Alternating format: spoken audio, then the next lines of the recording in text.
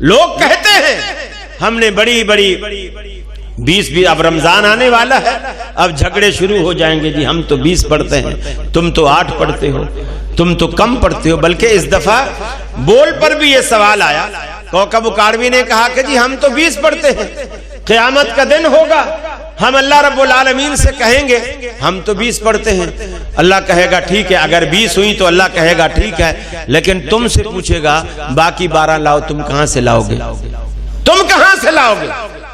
اور اگر 8 ہوئی، اللہ ہم سے کہے گا تراویحیں تو 8 پڑھ لی تھی، تم 20 پڑھتے رہے، ہم کہیں گے اللہ ہماری 12 واپس کر دے۔ ہمارا مسئلہ تو آسان ہے، لیکن تم تو پھنس جاؤ گے، باقی 12 کہاں سے لاؤ گے؟ میں نے کہا یہ فکر تمہاری فاتحہ میں کیوں نہیں آتی؟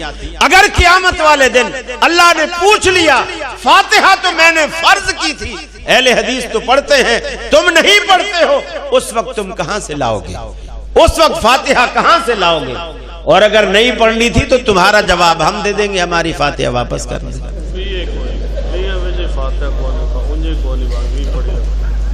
اللہ شاہ صاحب کو جزائے خیر دے، مجھے لقمہ دے رہے ہیں، اللہ ان کو جزائے خیر دے۔ بہرحال دیکھیے ایک شخص نے مثال پیش کی کہ دیکھو آپ کے سامنے اگر 2 بٹوے رکھ دیے جائیں، ایک لال ایک ہرا، اور آپ کو بتا دیا جائے کہ اس بٹوے میں 20,000 روپے ہیں، لال والے میں اور ہرے والے میں 8,000 روپے ہیں، اور آپ کو اختیار دے دیا جائے کہ دونوں میں سے ایک بٹوا آپ کا ہوا، آپ جس کو چاہیں اٹھا لیں، تو مجھے کہنے لگے ایمانداری سے بتائیے آپ کون سا بٹوا اٹھائیں گے؟ میں نے کہا میں 20,000 والا اٹھاؤں گا۔ تو بولے پیسوں کی بات آئی تو 20,000 والا، اور نماز کی بات آئی تو 20 پڑھتے ہوئے موت آتی ہے۔ میں نے کہا دیکھیے ایک اور بات، یہی سوال میں آپ سے کرتا ہوں، جو بات آپ نے مجھے نہیں بتائی میں وہ بات بھی آپ کو بتاتا ہوں، پھر آپ مجھے اس سوال کا جواب دیں۔ بولے کیا بات نہیں بتائی؟ میں نے کہا میں وہی دونوں بٹوے آپ کے سامنے رکھ دیتا ہوں، لال بھی ہرا بھی، 20,000 والا بھی 8,000 والا بھی، اور آپ کو بتا بھی دیتا ہوں کہ اس میں 20,000 ہیں، اس میں 8,000 ہیں، اور آپ کو اختیار بھی دے دیتا ہوں جس طرح آپ نے مجھے دیا ہے۔ لیکن ایک بات جو آپ نے مجھے نہیں بتائی وہ بات میں آپ کو بتاتا ہوں، وہ یہ کہ اگر میں یہ بتا دوں کہ 20,000 والے نوٹ نقلی ہیں اور 8,000 والے اصلی ہیں تو آپ کون سا اٹھائیں ہیں؟ پھر تو ہم 8 والا اٹھائیں گے۔ تو اصل جو فرق ہے وہ ہمارا کثرت اور قلت کا جھگڑا نہیں ہے، اصلی اور نقلی کا فرق ہے، اصلی اور نقلی کا فرق ہے۔ اہل حدیثوں کے پاس ہر بات الحمدللہ ایک نمبر ہے، جس کی بیس قرآن و سنت پر ہے، اور تمہارے پاس جو کچھ ہے 2 نمبر ہے، وہ یا تو خوابوں پر مبنی ہے یا بزرگوں کے قصے اور کہانیوں پر مبنی ہے۔ میں آخری خواب سنا کر بس کروں گا انشاءاللہ۔ یہ جو کتنے مذاہب ہیں جو خوابوں پہ چل رہے ہیں، خوابوں پہ۔ 3 دوست تھے، میں لوگوں سے کہتا ہوں خواب سنانے تو پھر ایسا سناؤ نا۔ 3 دوست تھے، ایک کسان تھا، ایک مولوی صاحب تھا، اور ایک میراثی۔ اب یہ مجھے نہیں پتا کہ میراثی کا مولوی سے اور کسان سے ملاپ کیسے ہوا، بہرحال یہ تینوں دوست تھے۔ ایک دن مولوی صاحب کو بھی کہیں سے دعوت نہیں آئی، ایک بڑا عرصہ ہو گیا، تو تینوں نے مل کے کہا یار بڑا عرصہ ہو گیا ہم نے کھیر نہیں کھائی۔ تو انہوں نے کہا یہ کون سی مشکل بات ہے، ہم بنا لیتے ہیں۔ تو انہوں نے کہا چلو ٹھیک ہے۔ کسان نے کہا چاول اور چینی میں لے آؤں گا، مولوی صاحب نے کہا چلو دودھ میں کہیں سے لے آتا ہوں، اور میراثی نے کہا میں غریب آدمی ہوں، میں لکڑیاں چن کے لے آتا ہوں، چلو پھر مل کے بنا لیں گے۔ بات طے ہو گئی، کھیر پک گئی، تیار ہو گئی، دیگچہ بن گیا۔ تو کسی نے مولوی صاحب کے کان میں آ کے کہا مولوی صاحب فلاں جگہ دعوت ہے، ختم شریف بھی ہے اور انہوں نے بلایا، اور وہاں بھی ماشاءاللہ کھیر ویر بہت اچھا بنایا۔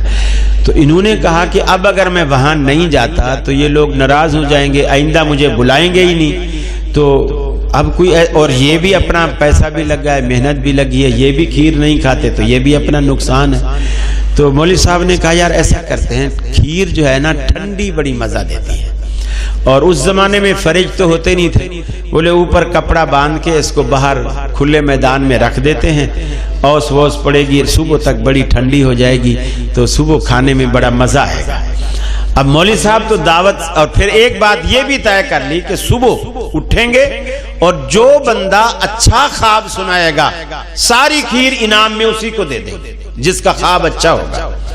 مولوی صاحب دعوت کھا کے آ گئے، یہ تو پیٹ بھرا ہوا تھا، جیسے چارپائی پہ لیٹے آنکھ لگ گئی۔ اب کسان بھی سارا دن کا تھکا ہوا تھا، وہ بھی آدھی رات تک تو کروٹیں بدلتا رہا، آخر اس کی بھی آنکھ لگ گئی، باقی بچا میراثی۔ صبح جب ہوئی تو مولوی صاحب بھی آ گئے، کسان بھی آ گئے، میراثی بھی آ گئے، تو انہوں نے کہا خواب بتاؤ اپنے اپنے۔ تو میراثی نے کہا مولوی صاحب آپ نیک آدمی ہیں، پہلے آپ بتائیں۔ تو مولوی صاحب نے شروع کیا، میں جب سویا نا تو میرے پاس دو فرشتے آئے، ایک نے دائیں بغل میں ہاتھ ڈالا، ایک نے بائیں میں ہاتھ ڈالا، اور مجھے اڑا کے لے گئے۔ پہلے مکہ مدینے کی زیارت کرائی، پھر جا کر کے مجھے جنت میں چھوڑ دیا۔ وہاں جنت کے باغوں کی میں سیر کر رہا تھا۔ میں نے کہا سبحان اللہ، بڑا اچھا خوبصورت خواب ہے۔ ہاں بھی کسان تو بتا۔ اس نے کہا میں مولوی صاحب جتنا نیک تو نہیں ہوں، بس فرض نمازیں پڑھ لیتا ہوں۔ مجھے فرشتوں نے، وہی فرشتے جو آپ کو جنت میں چھوڑ کے آئے، وہ پھر میرے پاس آ گئے۔ انہوں نے مجھے اٹھایا اور مجھے جا کر کے مکے کا بیت اللہ کا طواف کرایا، اور پھر روضہ رسول کے پاس جا کے چھوڑ دیا۔ میراثی نے کہا سبحان اللہ، بڑا خوبصورت خواب ہے۔ ہاں بھی میراثی تو بتا۔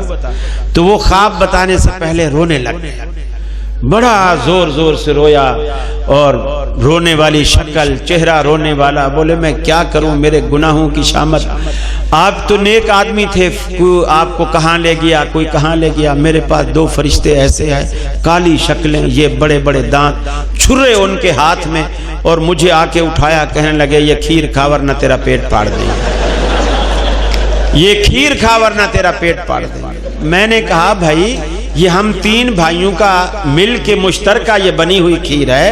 انہوں نے کہا نہیں کھا اس کو ورنہ ہم تیرا پیٹ پھاڑیں گے۔ تو مولوی صاحب نے کہا پھر؟ بولے میں نے بس توان و کرہن بس کھاتا رہا، پھر دیکھتا تھا وہ چھرا لے کے کھڑے، پھر کھاتا تھا۔ تو بولے کم وقت مارا تو نے ہمیں کیوں نہیں جگایا اس وقت؟ بولے میں نے بڑی کوشش کی، تیری بھی چار پئی خالی تھی، اس کی بھی، ایک جنت میں تھا، ایک مکہ مدینے میں تھا، یہاں تو کوئی تھا ہی نہیں، ایک میں ہی گناہگار بچہ تھا۔ تو میرے بھائی اگر خوابوں پہ رہو گے تو پھر کھیر کے دیگچے سے محروم ہی ہو جاؤ گے۔ وآخر دعوانا الحمدللہ رب العالمین۔ السلام علیکم۔